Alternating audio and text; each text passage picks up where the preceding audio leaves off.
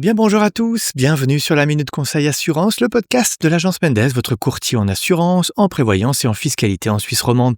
Je suis Alexandre et je suis accompagné de Johanna. Bonjour Johanna. Bonjour Alexandre et bonjour à tous. Alors dans cet épisode, Johanna, tu avais envie de nous dévoiler 3 tips sur le troisième pilier, des choses qu'on ne sait peut-être pas ou qu'on a vaguement entendu parler sans trop comprendre de quoi il en retournait. Alors vous le savez, si vous avez l'habitude de nous écouter, le troisième pilier vient compléter les premiers et deuxième piliers et ainsi préparer efficacement sa retraite tout en bénéficiant d'avantages divers et variés. C'est un must-have, comme on dit, quelque chose qui est devenu indispensable aujourd'hui. Alors Johanna, maintenant que les bases sont posées, tu vas nous partager 3 choses à connaître sur le troisième pilier en lui-même. Alors quelle est cette première chose, ce premier élément ? Alors Alexandre, la première chose à savoir, c'est que tout le monde peut ouvrir un troisième pilier. Il est accessible à tous. Et oui, contrairement aux idées reçues, pas besoin d'avoir un gros revenu. Chacun choisit le montant qu'il veut verser, même quelques centaines de francs par an. L'important, c'est surtout de bien choisir le type de troisième pilier. Le 3A est réservé aux salariés et aux indépendants affiliés au deuxième pilier. Et le 3B, lui, est ouvert à tous sans condition de statut. D'accord, très bien. Pour la deuxième information que tu vas nous révéler, tu vas nous parler de fiscalité, je crois. Exactement, Alexandre. Le troisième pilier, surtout le 3A, permet de profiter de déductions fiscales intéressantes, voire très très intéressantes. Les montants versés sont déduits du revenu imposable, ce qui fait baisser la facture chaque année.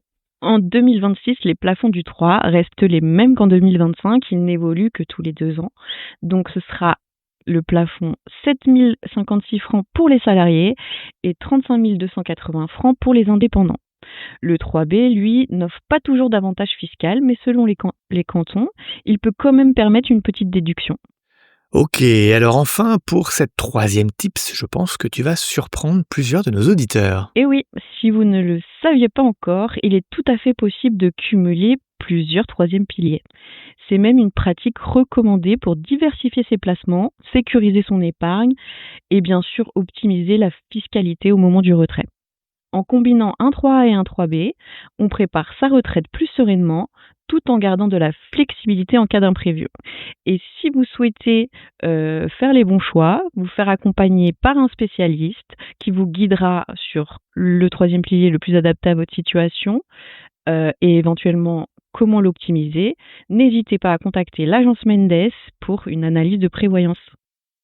Exactement, rendez-vous sur www.agencemendes.ch. Eh bien, Johanna, le troisième pilier regorge de plein de petits secrets. Merci à toi de nous les avoir dévoilés aujourd'hui, vraiment, merci. Pas de quoi Alexandre, je te dis à bientôt, à la semaine prochaine. Eh ben oui, on va se retrouver la semaine prochaine avec plaisir.